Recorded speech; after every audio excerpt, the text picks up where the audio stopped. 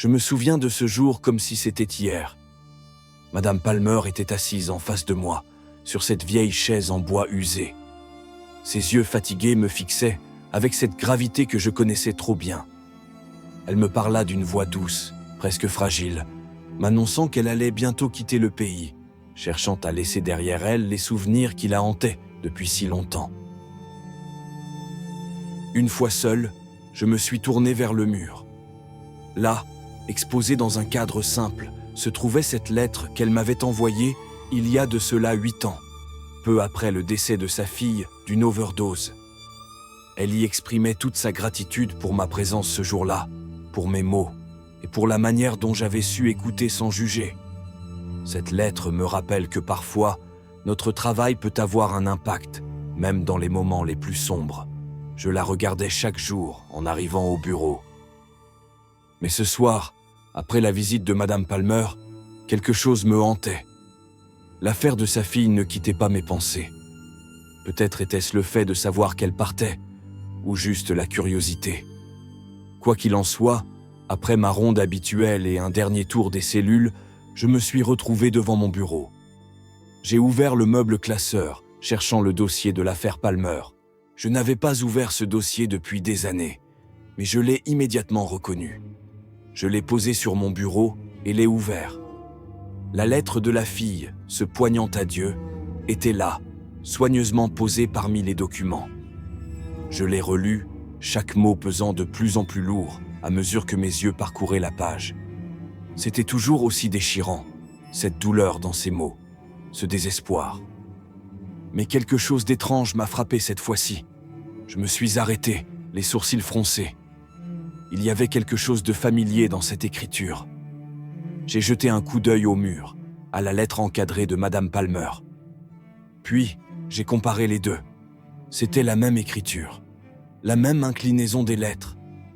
J'ai senti une vague de froid me traverser. Comment avais-je pu ne jamais m'en rendre compte? Je suis passé pendant 8 ans devant cette lettre, sans voir l'évidence. La lettre de remerciement de la mère était écrite de la même main que celle de la fille. Il me fallait des réponses, et rapidement. J'ai appelé Madame Palmer avant qu'elle quitte le pays. Elle sembla désorientée, ne comprenant pas de quoi il était question, feignant l'ignorance. Elle me proposa de nous retrouver dans un restaurant pour en parler en tête-à-tête. Je pris la route en direction du restaurant, situé dans un coin isolé de la ville et très peu fréquenté. Je choisis une table près de la fenêtre. Le restaurant semblait désert et les minutes s'étiraient en heures. L'attente devint interminable et Madame Palmer ne se présenta jamais. Dépité et en colère, j'ai quitté les lieux.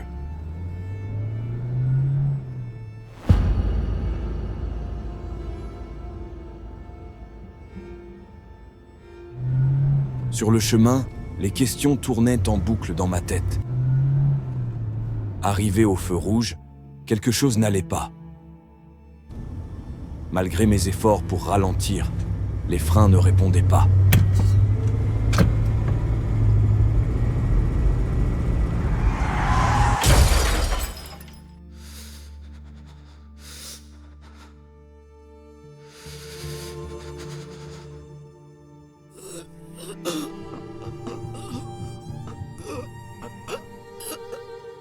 Ah, vous voilà enfin réveillé.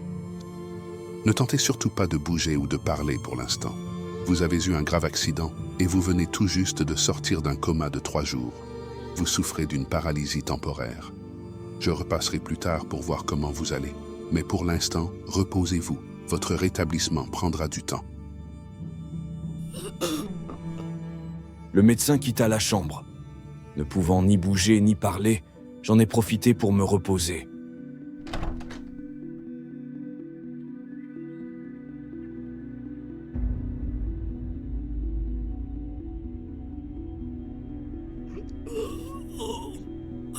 Vous êtes vraiment coriace, inspecteur Smith.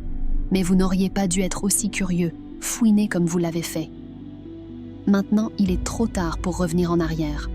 Vous vouliez tellement savoir ce qui est arrivé à ma fille. Eh bien, parfait. Je vais vous en faire une démonstration tout de suite.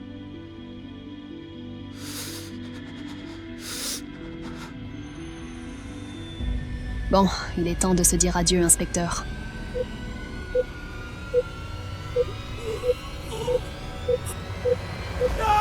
Non!